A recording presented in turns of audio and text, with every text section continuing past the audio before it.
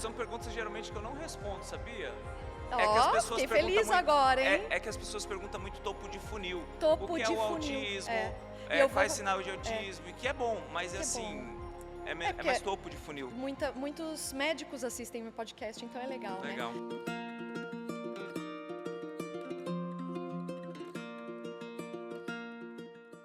Bem-vindos a mais um episódio de Café e Neuro. Estamos aqui no Congresso TEA-RP, um olhar singular para os transtornos do neurodesenvolvimento. Nesse episódio a gente vai falar sobre autismo nos primeiros anos de vida. E para falar disso eu trouxe nada mais, nada menos que Dr. Tiago Castro. Tiago, médico, pai atípico, palestrante, escritor, pai do Noah, do Mateu, da Aurora, marido da Gabi. Tiago, obrigada. Obrigado por ter vindo, por ter aceito esse convite. Imagina, e a memória dela tá boa, né? Porque ela nem pegou ali para ler todo esse... Pois é. Olha, obrigado. É um prazer estar com você, Lívia. Muito obrigada. Tiago, vamos puxar o assunto então, falar sobre autismo em bebês. Claro. Que agora é o foco, né, da sua palestra aqui. Quais são os primeiros sinais? Porque a gente tem toda essa questão de pediatras, alguns ainda não conseguirem identificar durante o momento das consultas de rotina de puericultura. Perfeito. O que a gente pode falar para alertar esse olhar mais atento durante a puericultura? Perfeito. Por partes, né? Acho assim, quando a gente está com uma incidência tão alta que cada 30 crianças que vão nascer, uma será autista, os pediatras, os médicos da atenção primária à saúde, eles precisam entender os fatores associados ao diagnóstico. Porque se eu sei que existe um risco maior em um grupo, eu intervenho melhor e penso mais cedo. Então, por exemplo, se eu já tenho um familiar autista, a chance do outro familiar ser autista ela é muito maior. Ela aumenta às vezes até 10 vezes a depender dessa compatibilidade. Quando eu tenho idade de pai aumentada, idade de mãe aumentada, quando eu tenho condições dislipidêmicas, quando eu tenho condições que interferem essa gravidez, principalmente nesse período pré-concepção e concepção, então diabetes mellitus gestacional, uma mãe que tem sorologias positivas, citomegalovírus, rubéola, toxoplasmose, um bebê que nasce de parto prematuro ou um bebê que nasce com baixo Apgar, que tem intercorrência ao nascimento. Tudo isso são fatores associados ao maior risco de diagnóstico. Então, quando eu já tenho isso, eu já tenho que acender um alerta que essa criança vai precisar intervir mais.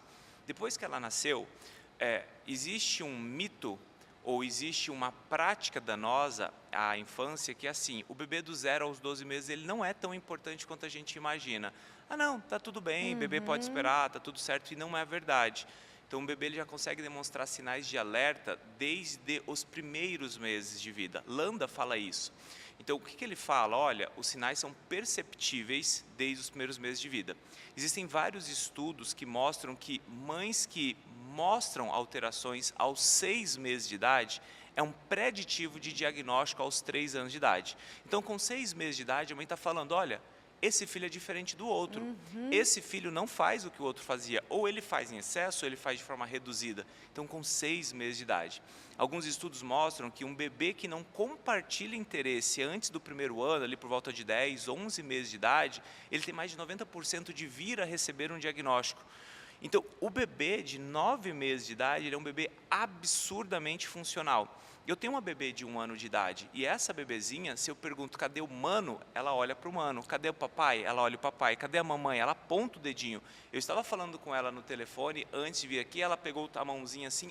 Ela não fala, ela tem um pequeno atraso de fala, mas ela estava lá, fingindo o telefone. 9 meses de idade. Exato. Então, um bebê com 9 meses de idade, ele é absurdamente funcional. E por que esse diagnóstico não acontece em via de prática? Porque, infelizmente, está instituído que, e de uma forma cultural, não técnica e não legal, que é apenas o neurologista que faz diagnóstico. E o neurologista tem um papel absurdo. Ele é, com certeza, um dos especialistas com mais conhecimento. Mas muitas vezes esquecem do psiquiatra, do otorrinolaringologista. Eu preciso lembrar que o TDL é pelo menos 3 vezes mais comum que o próprio TEA.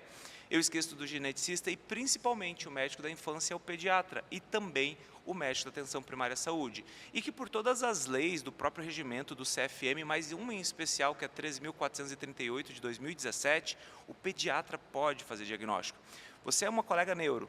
Então, há 20 anos atrás, eu imagino que não estava trabalhando há 20 anos atrás, mas há 20 anos atrás, era muita epilepsia, síndromes genéticas, alterações impactantes a nível de anatomia mesmo, biologia. Sim.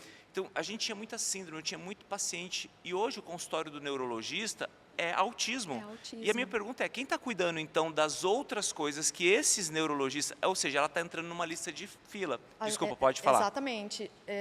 Exatamente isso que eu ia falar agora. Por exemplo, quando eu cheguei na minha cidade para trabalhar como neuro, você quase acertou, tá? Não foram 20 anos atrás. Foram Não se entregue. 15 anos atrás. Meu consultório só tinha síndrome de Dravet, paralisia cerebral, inclusive a neuroreabilitação era uma área que eu atuava muito, aplicava toxina botulínica, mitocondriopatia.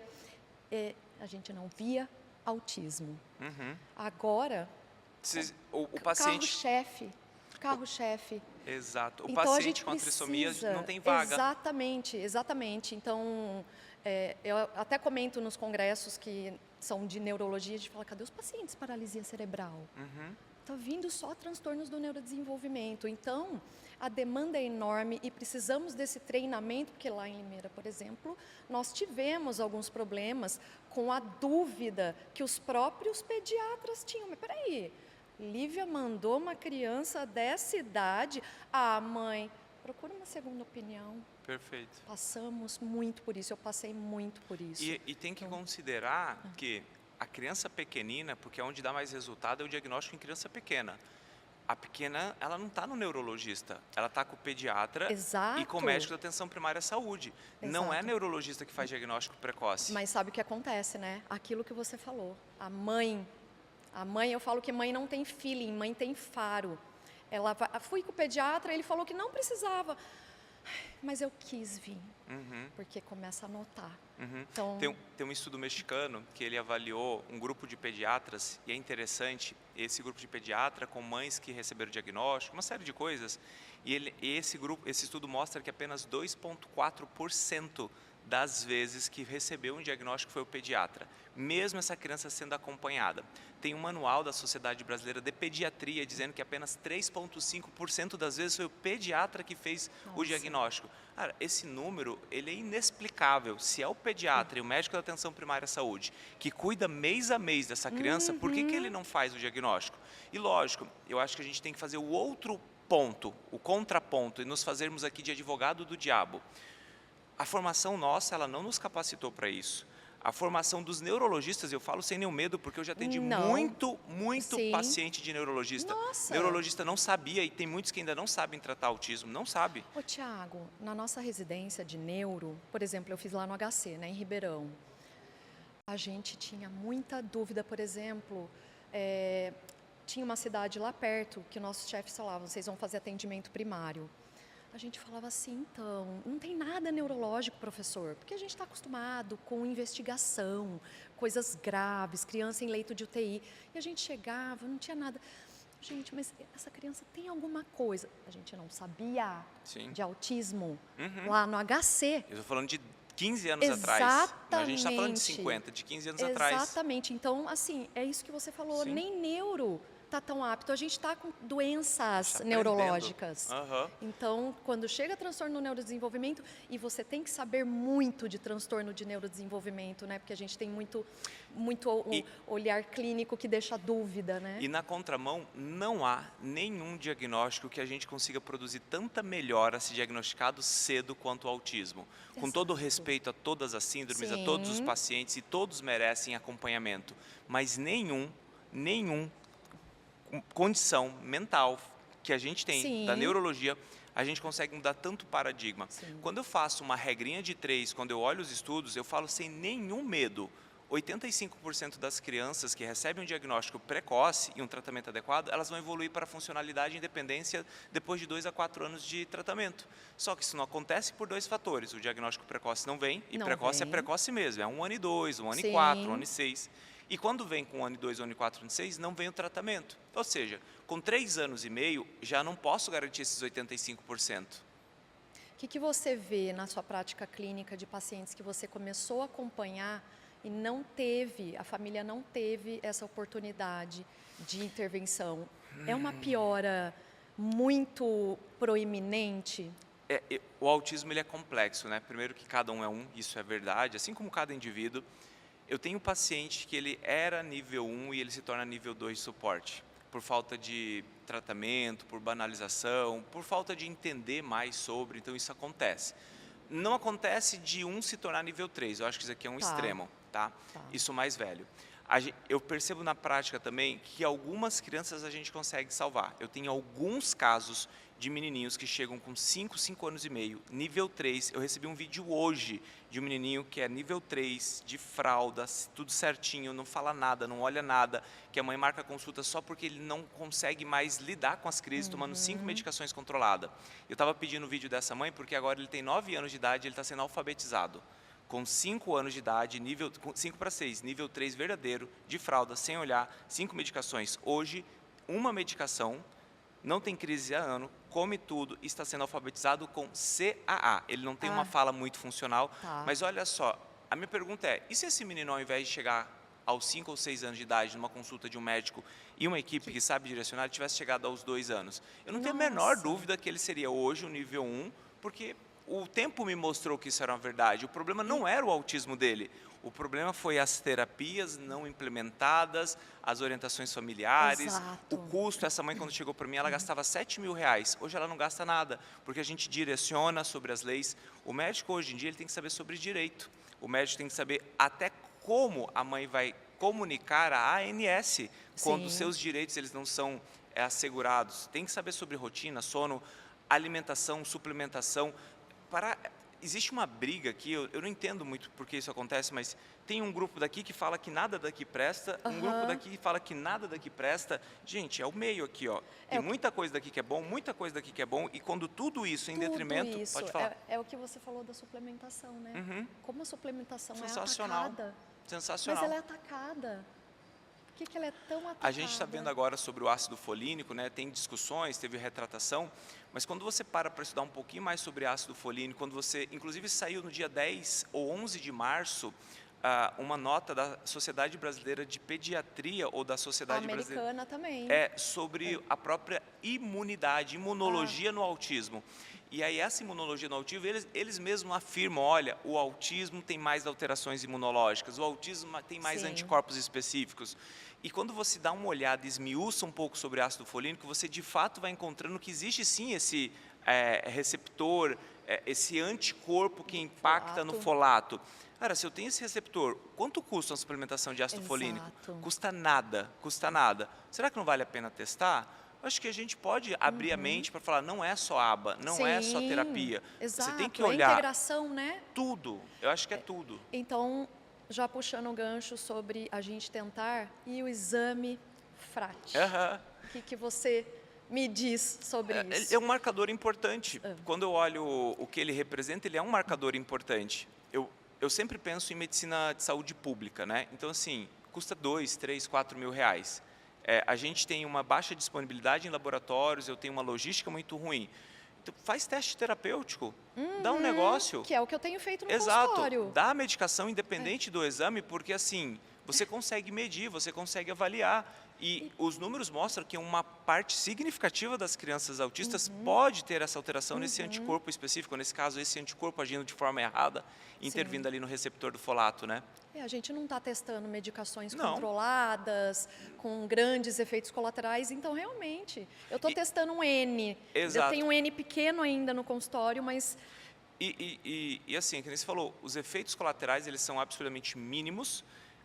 Quando eu olho historicamente uma criança autista, além de todas essas questões de pior absorção que muitas vezes tem, mais reações inflamatórias, mais reações alérgicas, mais desbiose, tudo isso é muito bem documentado. Ele precisa de suplementação. Então, independente do receptor, ele já se beneficiaria de B6, B9, B12, ferro. Gente, existe um número gigantesco de crianças que estão com anemia ferropriva, e só que ferro, ele ajuda na síntese proteica, ele é um coautor do desenvolvimento cognitivo, ele ajuda a cognição. o que é uma criança com 5 anos de idade, 7 anos de idade, que não come bem desde sempre, e agora com 7 anos ele está competindo com a outra criança Sim. que come bem, que tem suplementação, ou que consegue a suplementação através de outras vias. Eu acho que vale a pena a gente considerar. Fugir um pouco do tema, mas é que o tema é tão interessante. Mas eu já ia puxar para o próximo. Não. Na sua equipe, assim, você encaminha todas as crianças para nutricionista ou você já entra com essa suplementação? Assim, no início, eu era o médico que queria fazer tudo. Então, tudo depende do onde, do porquê. Então, por exemplo, hoje eu tenho a maior ação social do mundo de atendimentos médicos gratuitos no Brasil. Inclusive, no mês de março e no mês de abril, nós vamos fazer mais 2 cidades. A gente geralmente atende 500 famílias em cada cidade que nós vamos. Se eu imaginasse que cada atendimento vai custar, sei lá, R$1.000, considerando que vai fazer vários atendimentos, é R$500 mil distribuído para a sociedade a cada 30, 40 dias. Ali, eu sou médico da nutrição, eu sou médico da neurologia, eu sou médico do sono, eu sou médico da rotina, uma série de coisas. Sabe o médico raiz de antigamente, pessoal? O meu pai, por exemplo, que é pediatra, era o médico raiz, que ele era pneumopediatra, cardiopediatra, né? Lívia, você é isso hoje. Eu sou daqueles médicos que chega a criança com miçanga dentro do nariz. Eu não faço mais isso, né? Porque eu não trabalho mais na emergência. Mas eu chupava com a minha boca o nariz, porque assim, você está no interior, você não tem para onde ir, você fala para a mãe, nós vamos encaminhar para ele pegar uma ambulância, vai pegar 3 horas para ir para a capital. Eu não tenho aspirador, não tenho nada. Você consegue chupar? E a mãe está lá, né? Toda delicada. Fala, não, posso fazer esse chupão aqui? Vem catarro, miçanga, braço quebrado, fratura de galho verde, só entorta, passa o gesso, vai para o ortopedista. Então eu não sou muito do AO. Mas agora voltando à sua pergunta central. Na prática, quando eu faço consultório particular, Sim. além das ações sociais, a PAI que eu atendo voluntário também. Eu geralmente direciono, porque quando eu olho, por exemplo, só a suplementação, um bom médico, ele gasta 1, 2 horas só aqui. Aí quando eu penso, por exemplo, sono, tem uma menina muito boa chamada Thaís Frade. Vai vir, né, gente? Está confirmada a Thaís? Está aí. Que bom. A consultoria de sono é mais 1 ou 2 horas. Então, assim, essa mãe, ela não consegue falar 1, 2 horas sobre suplementação, 1, 2 horas sobre sono, rotina, fazer uma consulta de 1, 2 horas. Então, assim, isso não é sustentável e chega um momento que o aprendizado ele diminui.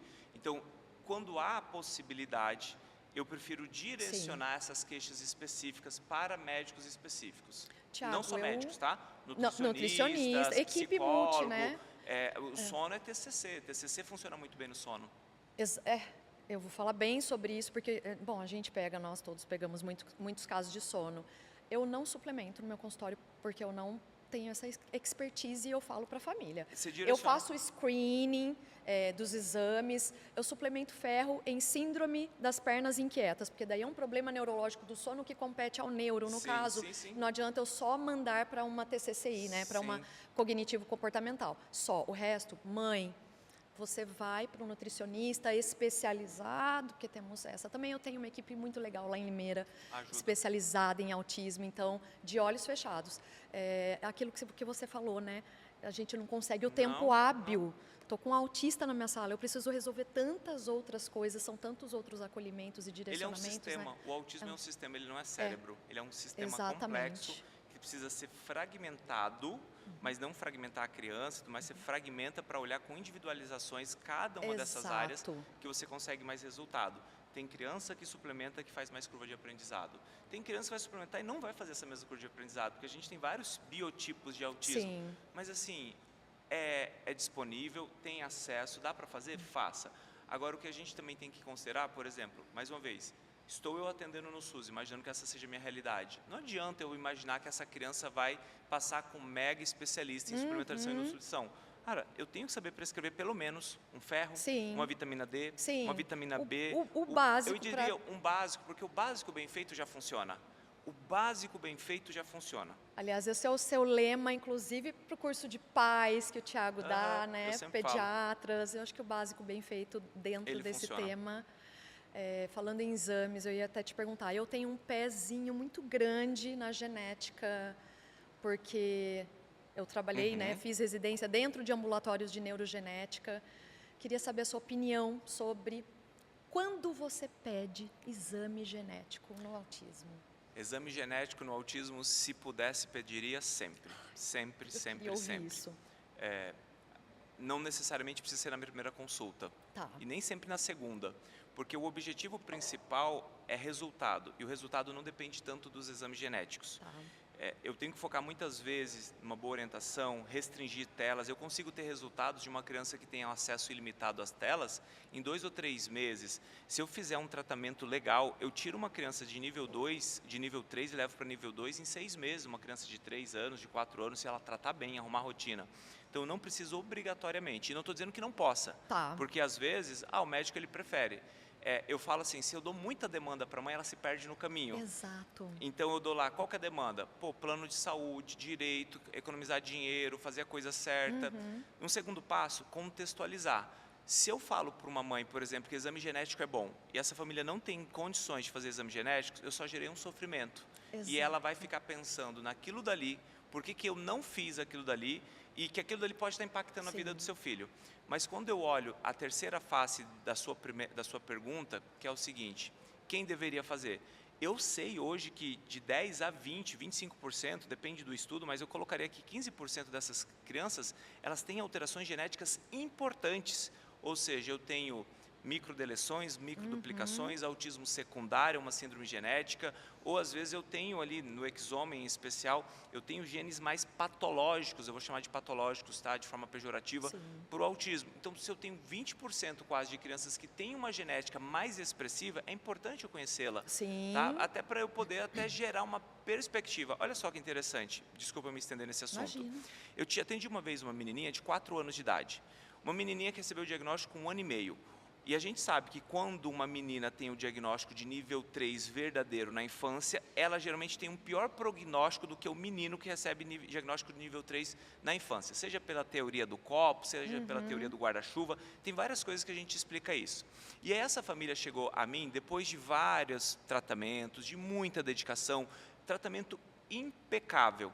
E aquela menina, ela tinha uma característica de deficiência intelectual, com 4 anos de idade. Por quê? Porque ela deveria estar mais evoluída. E para quem não entende a deficiência intelectual, eu sempre faço uma comparação com a paciente com a trissomia do 21, que é a síndrome de Down. Você vê um menino de 4 anos com síndrome de Down, que não é autista, e você percebe que tem uma questão de cognição diferente. Pronto, então você percebe aquela criança. Só que com 4 anos de idade, eu não consigo fazer teste de triagem para deficiência intelectual de uma criança. Não peçam exame de deficiência intelectual para uma criança de 4 anos.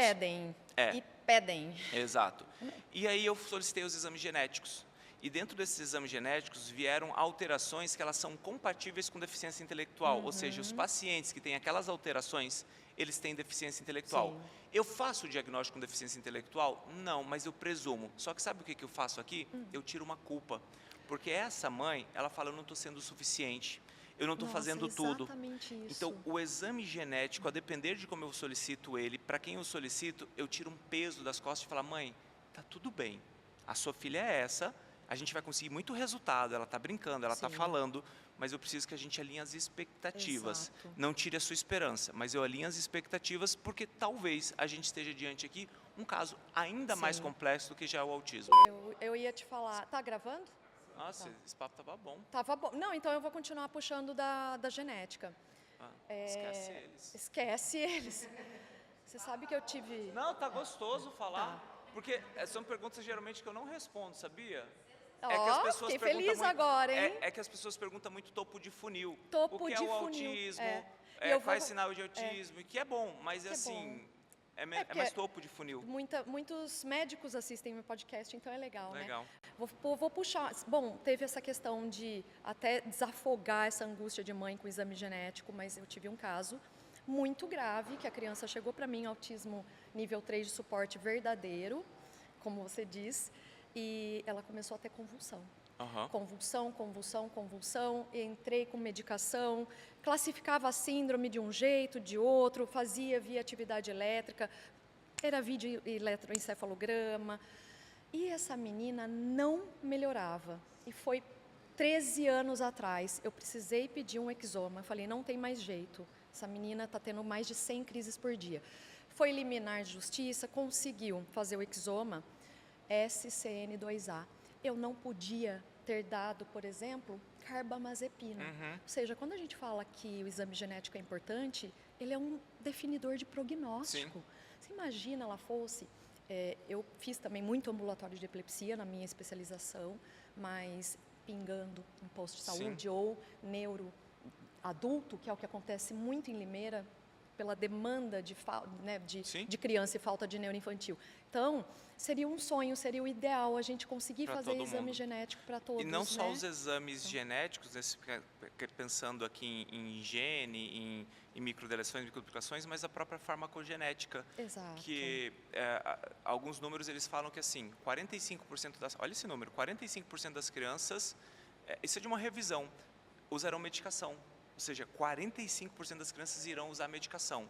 Aproximadamente 60% dos autistas adultos irão usar medicação. E se eu tivesse um exame, e existe esse exame, que ele consegue me dizer que eu tenho um sinergismo, um tropismo, uma afinidade com um fármaco específico, ao invés de eu ficar testando fármaco, testando fármaco. Tiago, é padrão ouro? Não, padrão ouro é você começar com um antipsicótico, algumas pessoas começam inicialmente com canabidiol, que é uma discussão mais ampla sobre isso. A gente começa, porque assim é muito mais acessível, a gente faz teste terapêutico, mas eu usei 2 medicações, olha, 3 medicações, não fecha, vamos conversar sobre farmacogenética, né? Mas esse, no nosso dia a dia, ainda está bem longe, né?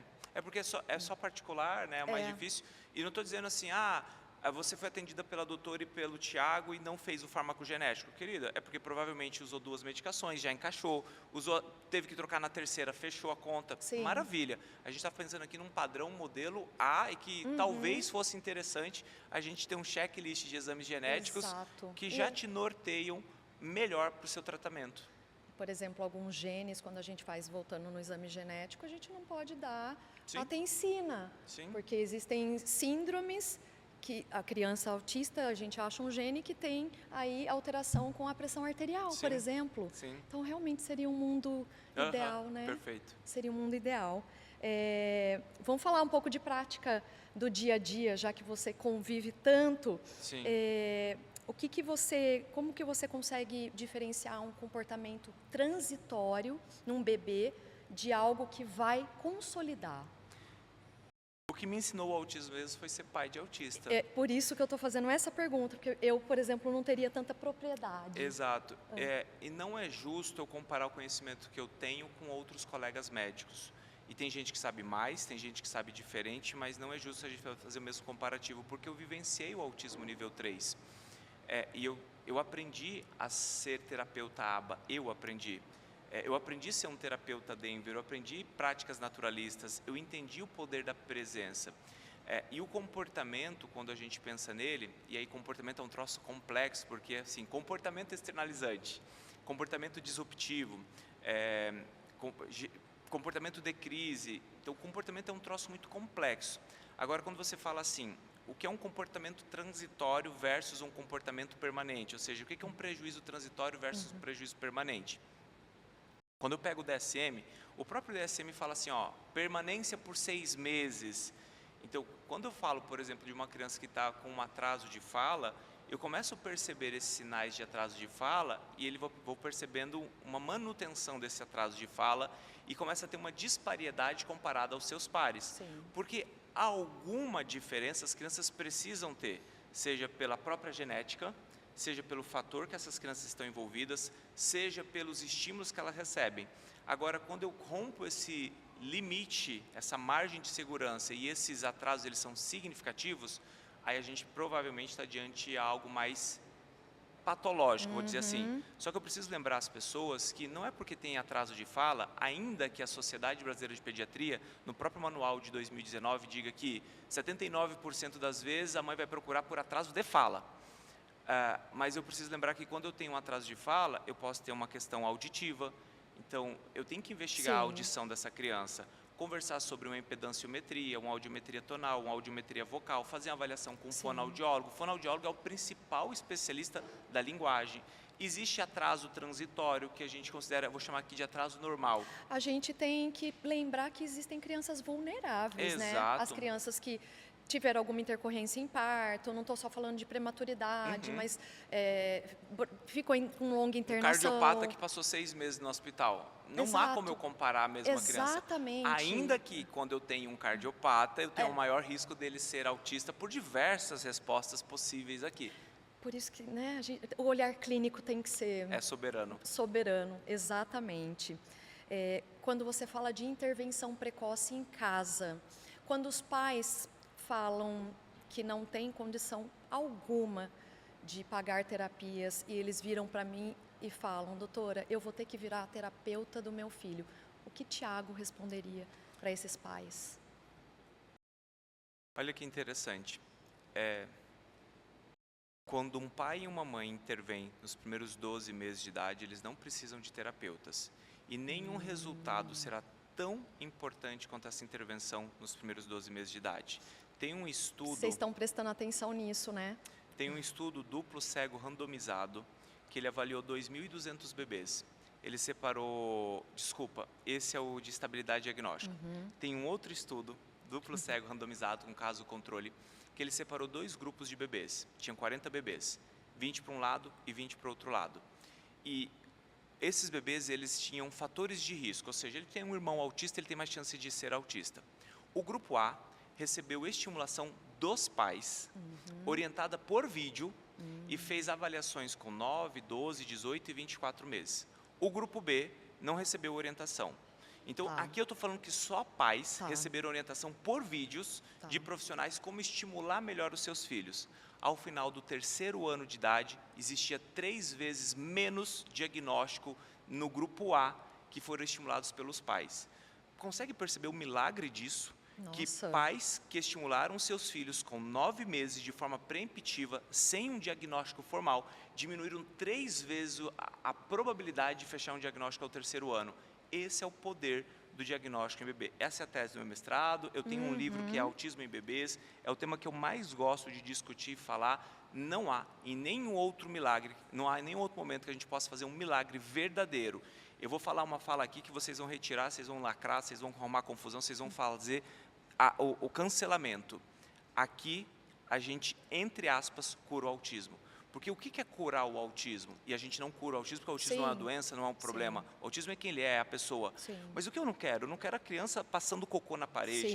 Eu não quero a criança com 7 anos de idade desfraldada. Eu não quero a criança tomando 5 medicações controladas. E se eu tenho um estudo que me mostra que eu diminuo 3 vezes o risco de fechar o diagnóstico de autismo, apenas estimulando de forma intencional uma criança com 9, 10, 11, 12 meses de idade, gente, eu não fecho mais critérios. Qual o nome você quer dar para isso? Não me importa. Eu quero que essa criança tenha qualidade de vida, que ela seja funcional, que ela consiga estar no mercado de trabalho, que ela possa produzir receita, que ela seja feliz. É isso que a gente tem que pensar. Você bate bastante nessa tecla, né? Seus cursos, porque realmente a diferença é... E eu sou do fazer, né? É do fazer. Então, quando você fala ali aquela mãe, eu vou falar assim, a mãe pobre é muito mais difícil, mas quando eu falo com a mãe pobre, eu falo, querida, justamente você que mais tem que fazer. Exato. É uma desgraça, mas é a que você mais tem que fazer. Porque a mãe rica, ela tem dinheiro, ela tem terapeuta, ela tem um monte de coisa. Podem fazer por ela, exato. digamos assim. E se o filho dela não evoluir, ele vai ter dignidade. A mãe pobre, não.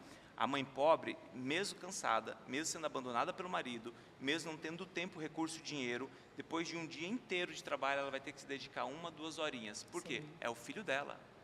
É o que é. Exato. E aí a gente pode ficar no campo das lamentações, dizendo, pô, tudo é difícil, deveria ter saúde pública, tem, mas seu filho não vai conseguir te esperar para que a saúde pública aconteça, deveria ter mais inclusão, deveria, mas não vai acontecer. Então, assim, a mãe que tem que ir atrás desse processo. E lógico, quando tem rede de apoio, quando tem pai, é melhor. Tiago. Pessoal, ali veio agradecer aqui e fazer o protocolo, mas eu que vou agradecer, tá? Você tem brilho nos olhos, de verdade. E você sorri com os olhos, assim, é legal. Porque você se importa. Obrigado de verdade, por poder falar. Gostei bastante. Foi um tempo curto, mas foi intenso e proveitoso. E obrigado por você estar contribuindo para as pessoas, ajudando essas pessoas, levando informação e pelo trabalho que você faz. Fiquei muito feliz de ouvir isso e te agradecendo demais. O seu tempo também, a gente sabe, ele está em 3 cidades ao mesmo tempo esse fim de semana, então servindo. Agradeço demais você. Aqui é um presente café e neuro, então a gente já siga a página, café. Compartilha esse vídeo. Pega no grupo de WhatsApp que você fica mandando só porcariada, manda esse vídeo. Por Para favor, de ficar mandando pessoal. só figurinha boba, manda isso aqui. Exatamente. Espero que você goste. Obrigado, com certeza eu vou gostar. Tá.